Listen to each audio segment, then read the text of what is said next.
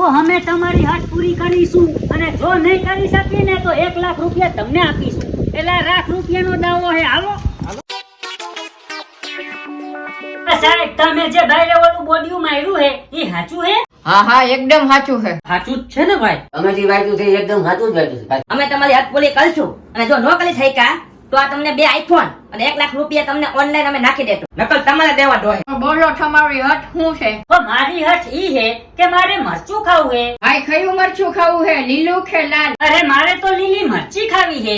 કેથાન લીલી મરચી લેતો આવ. અલે ભાઈ તારી મરચી. અરે મારે આખી મરચી નહીં, મારે હળદી ખાવી હે. હાલે તો મારી હઠ એવી હે કે અડધી તમારે ખાવાની અને અડધી મારે ખાવાની.